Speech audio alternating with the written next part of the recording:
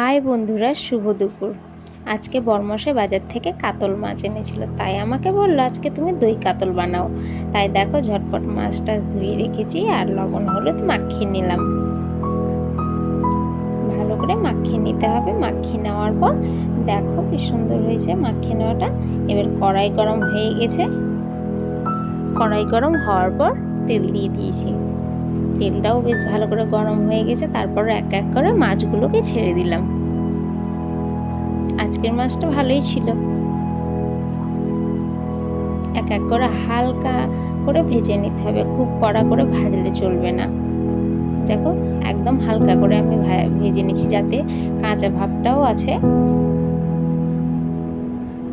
এই যে হালকাভাবে ভাজতে হবে, খুব ভাজলে চলবে না এটাতে।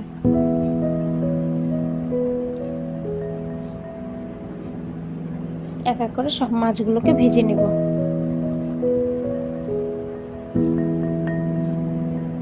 ভাজা হয়ে গেছে, এখন তুলে নিলাম মাছগুলোকে।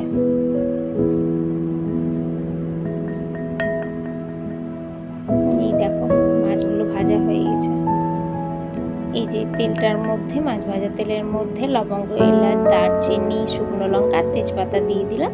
আর তারপর মশলা করে নিয়েছি। মশলাতে কাজু, বাদাম, পোস্ত, মগজ দিয়েছি। আর এই দেখো এইদিকে কাঁচা লঙ্কা, ধনেপাতা কুচি করে রেখেছি, পেঁয়াজ, রসুন এগুলো সব গ্রেট করে নেব। তোমরা চাইলে মিক্সিতে পেস্ট করে নিতে পারো। আমি তো মিক্সিতে পেস্ট করিনি, তাই গ্রেট করে নিয়েছিলাম। আর ওই তেলের মধ্যেই দেখো ফোড়নের মধ্যে পেঁয়াজটাকে দিয়ে দিলাম। পেঁয়াজটাকে ভালো করে ভেজে নেব, লাল লাল করে। খুব ভাজলে চলবে না।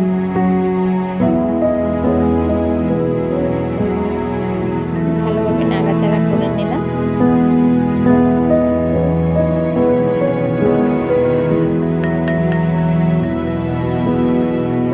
দেখো কি সুন্দর ভাজা হচ্ছে, পেঁয়াজটা তেল ছেড়ে দিয়েছে।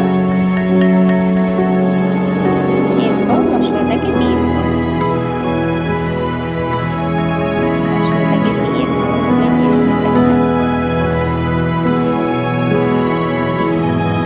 আর নাড়াচাড়া করে হালকা একটু জল দিয়ে দিব।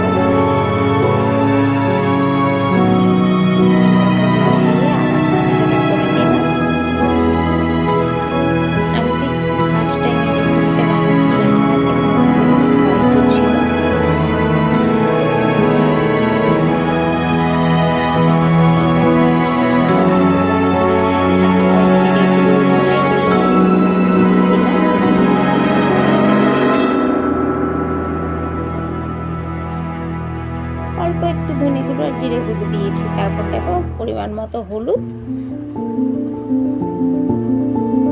দিয়ে ভালো করে নেড়ে নেব। আর স্বাদ মতো লবণটা দিয়ে দিব। এই দেখো, তারপর দেখো নাড়াচাড়া করে কি সুন্দর ফুটছে। ভালো করে মশলাটাকে কষিয়ে নিতে হবে।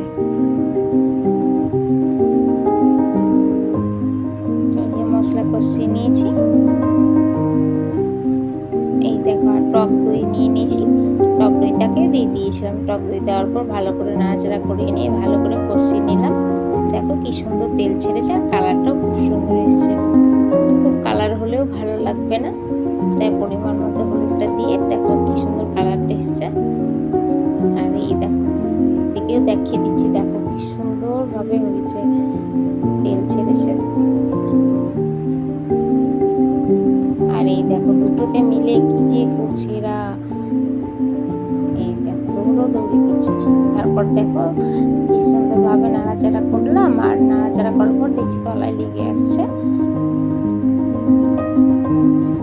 আঁচটা লো করে পরিমাণ মতো জল দিয়ে দিলাম। জল দিয়ে ভালো করে ফুটিয়ে নেব।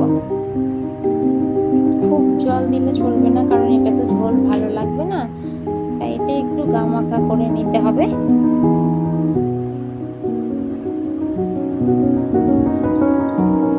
এই দেখো জলটা দেওয়ার পর ফুটছিল, আর আমি উপর থেকে একটু ধনেপাতা কুচি আর লঙ্কা কুচি দিয়ে দিয়েছিলাম।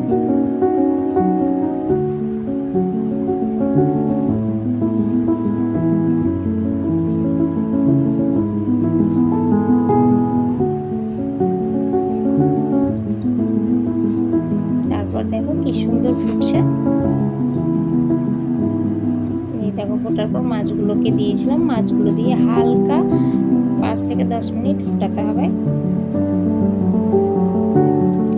কারণ মাছটা তো হালকাই ভেজেছিলাম, খুব ফোটালে আবার মাছটা ভেঙে যেতে পারে।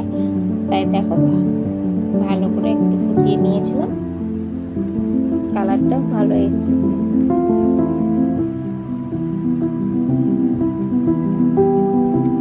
আর এই দেখো রান্না আমার হয়ে গেল, তাই আজকে রান্না এখানেই কমপ্লিট।